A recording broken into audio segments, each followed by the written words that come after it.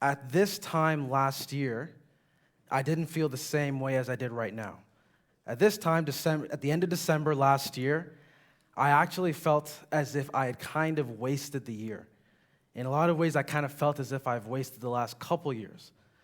And the reason why I felt that way, or I think a reason why I felt this way, was because I don't think I was being as intentional with my time as I should have been. Time, out of all the resources that we have, time is the most valuable.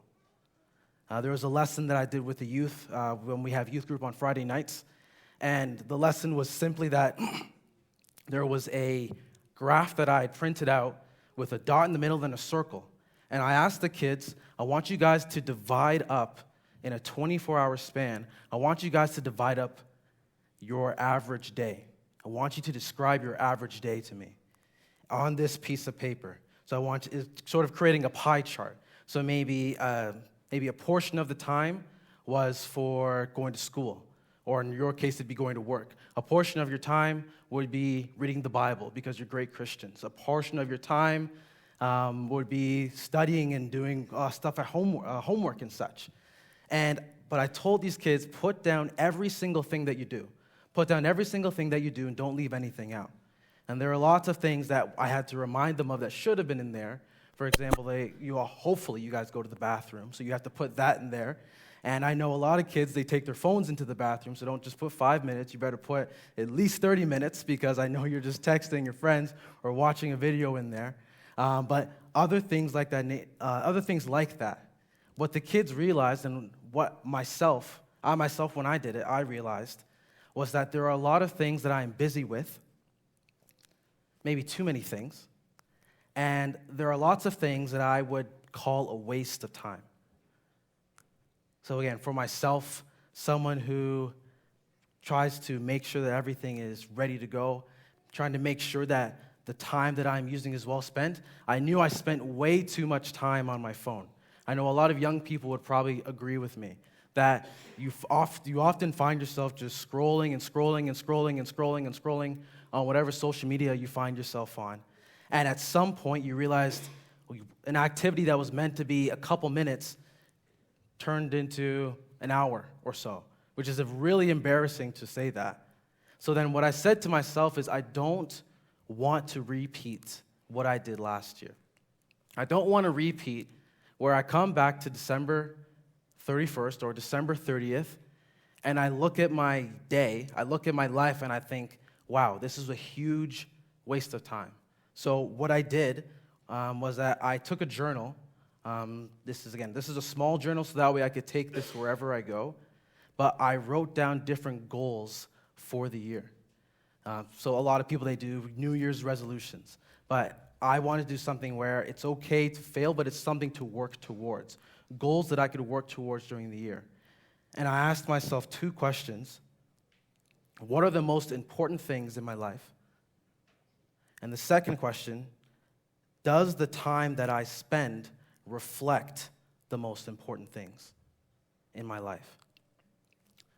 Because very often we can say that we're Christians, we love God, we serve God, we do this and we do that, and then when we assess the time that we give to God, when we assess the time that we spend with God, we often realize that we give Him such a little portion of our day, an extremely small portion of our day, if we're very honest. And the worst part is that we're giving our day to other things that we honestly would see are a waste of time. And in this passage, when we're dealing with Martha and Mary, a good thing to do is to ask them the exact same question. Is what were they doing with their time? And for what they were doing, was that an accurate reflection of what they felt was most important?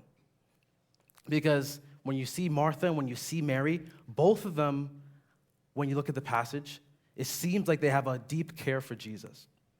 When you read this passage, if you want to turn with me to Luke chapter 10, verses 38 to 40.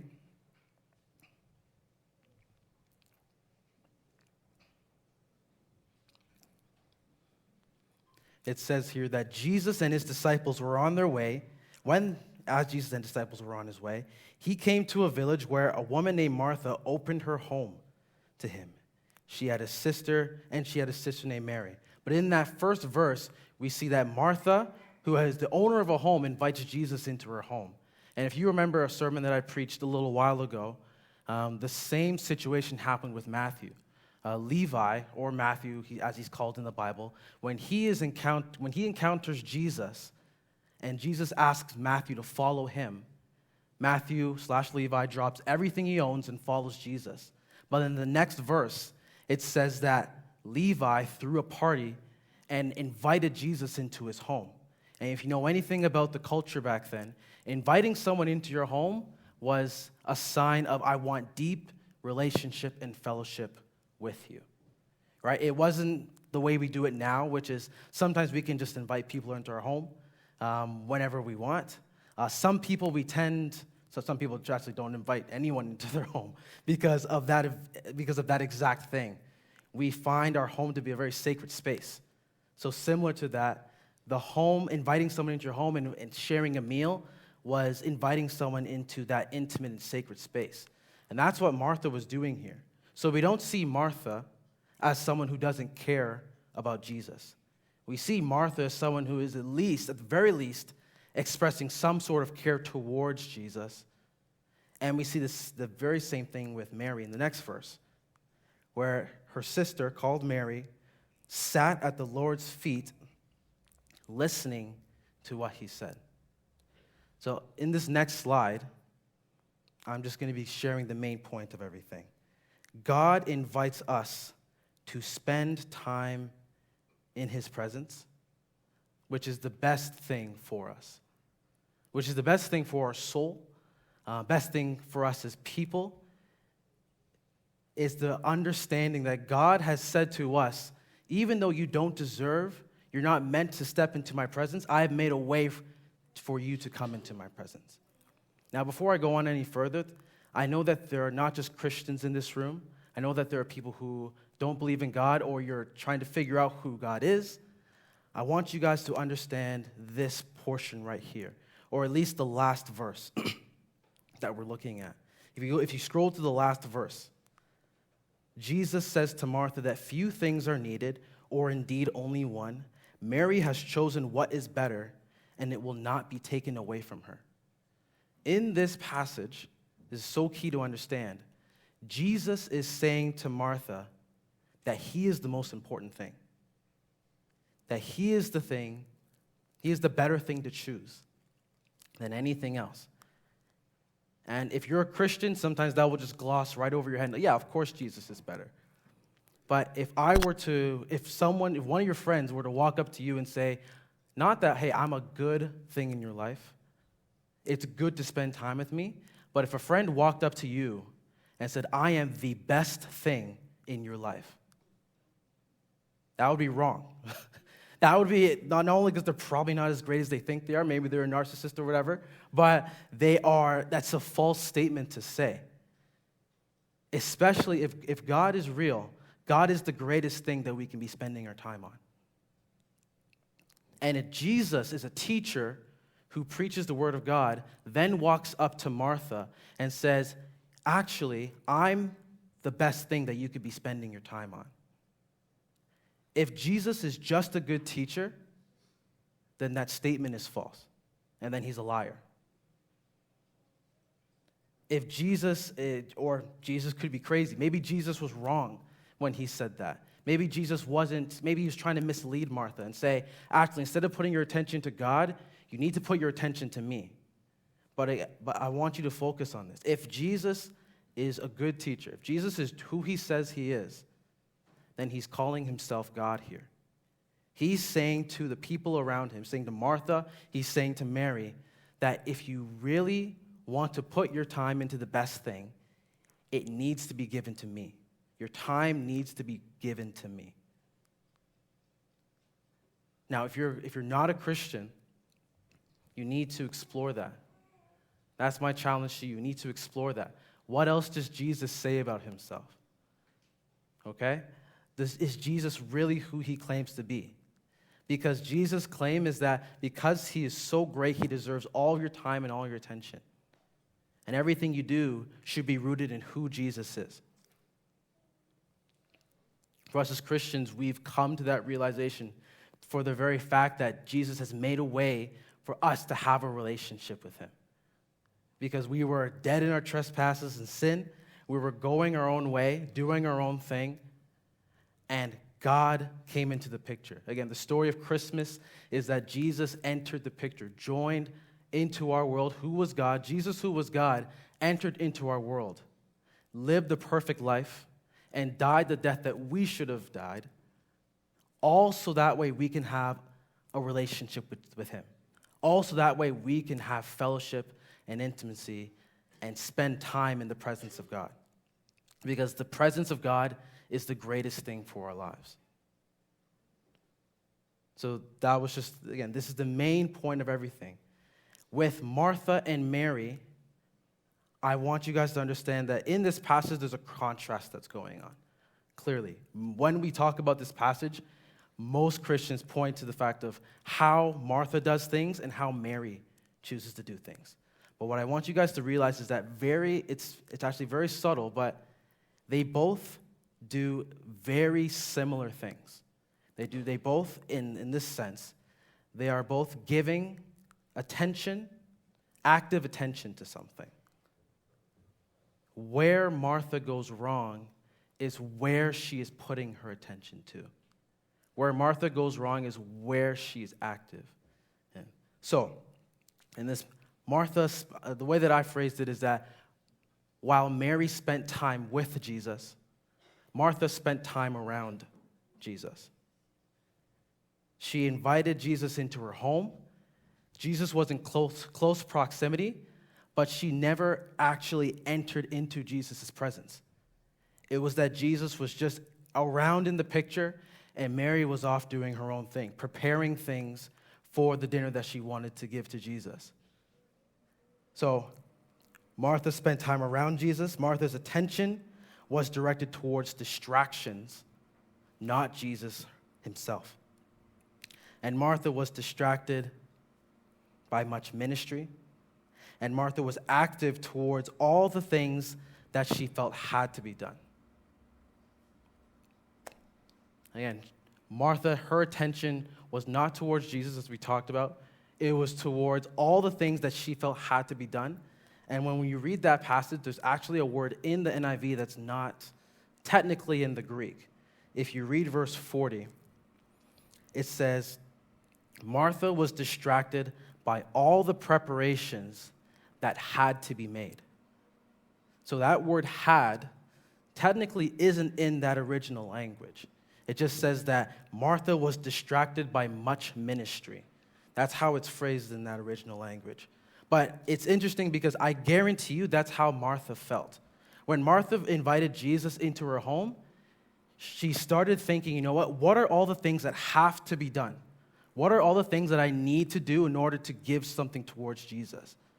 And she's adding all these things where in reality, Jesus goes to her and says, Martha, Martha, you're doing too much.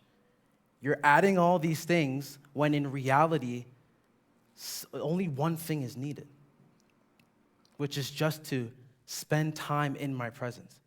You're thinking that you have to create a 10-course meal. You're thinking you have to set this amazing table with this amazing cutlery. And it's like, no.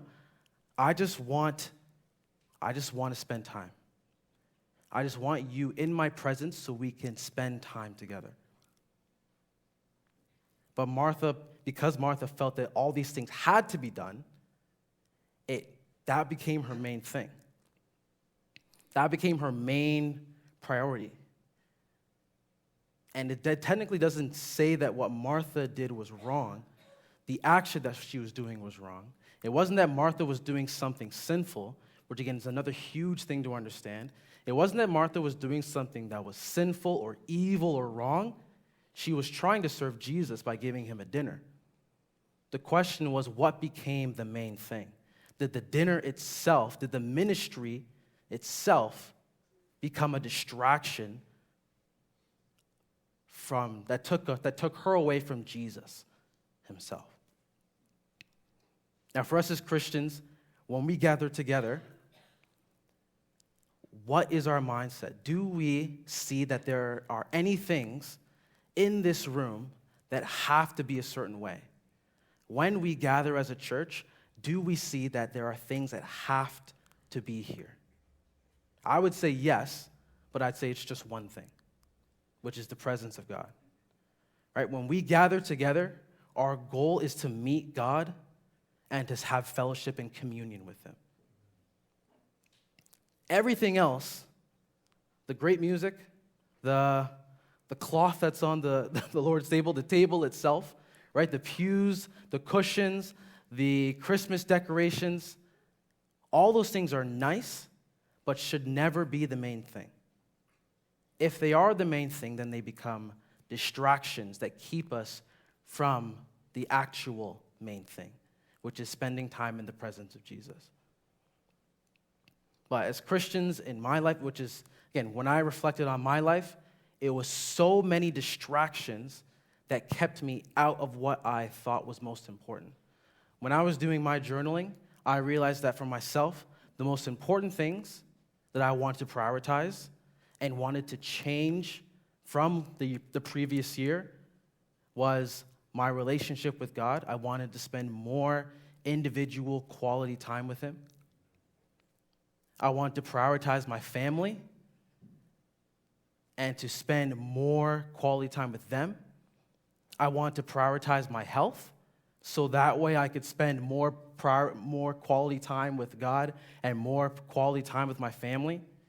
And all the goals that I put together were meant to serve that main thing, those important things in my life. But then when I tracked my actual living, how many things were distracting me from those very goals? How often would I find myself, again, just scrolling on TikTok, or if you're older, you're scrolling on Facebook, and you're checking everything what all your friends are doing. Not that any of those things are bad, but do they become the main thing? When you assess your life, is most of your time going to those things, which again, aren't sinful, aren't evil, aren't going to lead you into sin, but are just a distraction from the most important thing? Because Satan is a very wise worker, right? There's a saying that says, work smart, not hard. And for Satan, he could try and bring us all into devastating sin that could destroy our lives, or he could just distract us. And I think, especially in the culture that we live today, Satan has become a master of having Christians distracted from the main thing, distracted from the presence of God, distracted in the sense that they think that other things are necessary when we gather, or just other good things in their life. All of their time, all of their attention goes to those things, which isn't, again, those things in themselves aren't evil, but you are missing out on such an amazing and important blessing when you spend time in the presence of God, right? You're missing out on the guidance of how to live the Christian life. And you're missing out on all the ways that God could grow you and build you when you spend that quality time with God. So again, that's the Martha side. Martha, I think she had a good heart. The heart was just placed in the wrong area. The heart was in the wrong place. And her attention and her activity was in the wrong place as well. Now, when we look at Mary's attention, Mary approached, as I said before, Mary spent time with Jesus. Martha spent time around Jesus, but when Jesus was in the room, that was the first place Mary went. Mary spent time with Jesus. Mary approached Jesus with an attentive heart by sitting at his feet. To sit at someone's feet in that culture was a sign of discipleship. So when Mary was coming to Jesus, when she saw Jesus in the room, the first thing that she wanted to do was sit at his feet and learn from Jesus, to hear the words of Jesus as it says in the passage. That's where Mary's attention was to. and she had an attentive heart. Mary was engaged in active communion with Jesus by listening to his word. Sometimes when we read this passage, we can see Martha as the busy and active one, and we can see Mary as the somewhat lazy one who just wanted to chill and just wanted to get away from the work. And sometimes it just becomes this contrast of ministry versus quiet quality time. But what I want to share is that Mary was doing something very active, which is active listening, right? Lots of people in your life, they listen to you in an unactive way in the sense that maybe they hear your words, but then they just go straight out the other ear. It doesn't stop anywhere in their brain, just one ear and out the other. Other people, they only listen to you so that way they can say something back to you, which is super annoying. So to be honest, and I know I do this a lot to my wife, and she hates me for this. But sometimes you're listening only so you can respond. But true active listening is when you listen and listen and listen and process and process and process, and then intake and intake and intake, and then meditate and then meditate and then meditate, and then all of that informs your actions. All right? You don't just take it and dash it out, because true listening takes time. And good quality time with anybody, especially with God, takes time.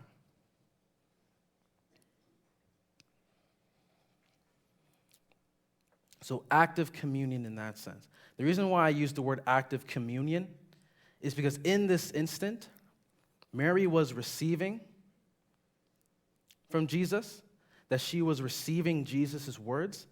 But a part of communion is receiving and giving. As Colin said, a true and healthy relationship, there's give and then there's receive. If you're giving,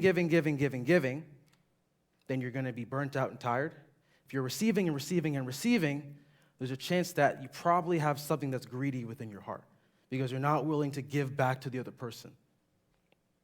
But when it comes to our relationship with God, our first step is always receiving. Our first step is always receiving, because we can't accurately and properly give back to God unless we first received from him first, which is a big aspect of what worship is. When we worship, if you worship first as an action, for many, it's you are acting so that way God will give something to you. But true worship is when you respond to God. True worship is when God has done something for you, and then what you do next is a response. Whether it's prayer, whether it's worship, or whether it's through musical worship, or living a life of worship, or worshipful obedience. All of those things are a form of worship, true worship, which the Bible describes. So in this sense, we have Mary listening, sitting at Jesus' feet, engaging in communion. This aspect of communion is receiving from the Lord. Later on, if you read the book of John, you see that Mary actually gave an amazing act of worship, a response to her listening to Jesus. Because when Jesus was getting ready to be crucified, Mary, out of all the disciples that were there, she was the only one who realized this is the time of Jesus' death. And I want to give him an act of worship. I want to do something to help prepare him. Not that she could give something to Jesus that he desperately needed, but she could give something to Jesus in order to bless him. So what she did was that she took some oil, she broke it over Jesus' feet, and then she used her hair to wipe his feet. And all the other disciples who weren't aware of what was going on, they're saying, "What are you doing? You could have taken this money and spent it on something else. You could have used this for another amazing ministry." And Jesus said, "Don't stop her, don't rebuke her, because she's doing an amazing thing for me. Because she's listening to me." This whole time, Jesus was saying, "I'm going to go die on the cross. I'm going to give my life." The other disciples were rejecting that idea. "No, Lord, that's not going to happen to you. That can't happen to you." Others were saying, "You know what? I'm going to die before that happens to you." But Mary said, "If that's your will, Father, then let me prepare you for it." Let me do what I can to bless you. And that was her act of worship. And what Jesus says to Mary is that this is something that will always be remembered. When people talk about me, they're going to have to talk about Mary because of how Mary prepared me for my burial. And that's exactly the type of worship, that's exactly the type of response that we want to give towards God as well. We listen to God, we hear his word, and it informs how we serve him next. So in this last slide, God invites us to give time to him and engage in attentive and active communion.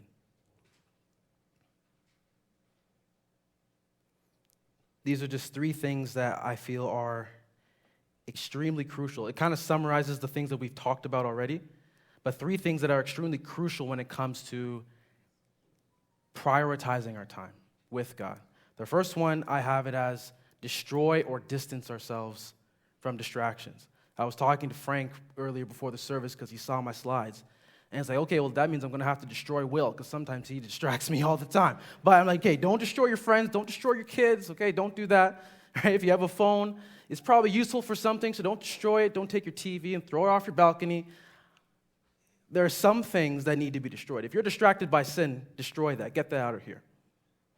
If you have something that you know is a tool, again, a lot of things in our lives that distract us, most of them, I would say, fall into the category of we use them in a sinful way. But in and of themselves, a phone is not an evil tool, right? How you use it can be evil. If you use it for pornography, obviously that's a sin, and that's evil. If you use it to spend hours and hours on TikTok, that itself is a sin. But the phone itself is not a sinful thing.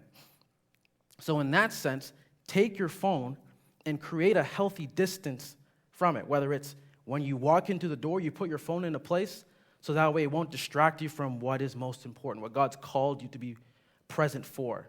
For a lot of you, if you're parents, it's your kids.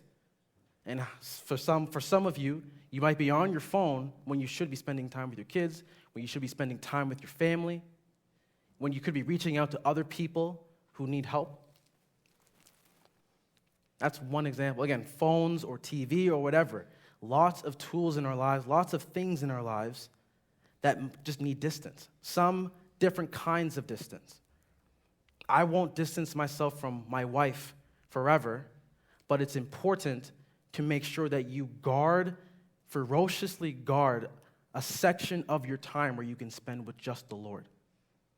Because again, in order for me to serve Kaylee well, in order for my ministry to be strong and good, I need to first be ministered to by the Lord. And if that's true, if that's important, then guard and defend that time that you have with the Lord, and don't let any distractions get in the way of that. The second one, which is, I'll talk about listening to his word.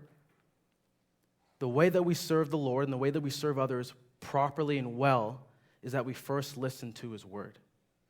We have to be thirsty and craving for the word, the same way that the word describes how we should be with God. Unless you see the Bible as water or food for your life, which if you don't have water and if you don't have food, then you're dead. That's what the word of God is to us. Do we treat the word of God like that? So when we spend time with God, it's through his word when he speaks to us in his Bible, or as he speaks to us throughout our daily life, when we have a listening and attentive ear to what he might be saying in the mundane things of life. It's in those ways that we figure out how to serve others and how to serve them well. And then lastly, in the second one, we respond in prayer and in worship. As Colin already mentioned, we talked about Tom King. And if anyone went to Tom King's funeral yesterday, one of the pillars and core things of his life was prayer. His son, Stephen King, not the author, but just Tom King's son, Stephen King said, for his father, Prayer was not a task, it was a privilege. It was a way to experience God. And so often he asked me, whenever I went over to his house, he told me that he was praying for me every single day. He had a wall of prayer, he called it, on his mantle, and I was privileged enough to have my picture on there, which meant I knew and I counted on him praying on me for every single day. But Tom never went to prayer. He never went to worship solely to get something from God. He did it because he enjoyed it, right? He did it because the presence of God, experiencing God and experiencing his presence is the greatest thing of his life. And he did that more than anything else in his life. So much so that when he died, everyone knew him for that. People who weren't even Christians knew him for that. When we've used up all the time that God has gifted us with, what are we going to be remembered for? What are you going to be remembered for? How well did you use your time that God has given you? Because God doesn't owe you any time. He's blessed me with a certain amount of time. He's blessed you with a certain amount of time. How much of that time are we going to spend being fueled and in pure enjoyment, spending it with the Lord? So again, for me, my resolution is to spend as much time as I can with the Lord, as much as it's healthy. Because if we don't, then everything else we do will fall into complete shambles. But don't do it because you're forced to, right? I can't force you guys to do anything. Okay? Don't do it because you feel compelled to. Do it because you understand how good it is. Do it because you understand what a blessing it is to be in the presence of living God. We want to be like David, which said, I only want one thing. I only seek out one thing. If he could, I would dwell in the house of the Lord forever and ever and ever. That was David, a king who had so much, so many resources, access to almost everything. And he said, if I could, I'd just spend my days with the Lord. And again, he's another man who was remembered for that. Based on how we use our time, how are we going to be remembered? Because how we use our time is the easiest way to express to the people around us, people who are believers, who are non-believers, the easiest way to express to them how amazing our God is. When we reject all the other distractions and say, I don't want any of these things because my God is so much better. I don't want any of these things because I love being in his presence. That's my prayer for myself. If you want to pray for me, then pray for me to hold that fast. And I'll be praying for you guys as well.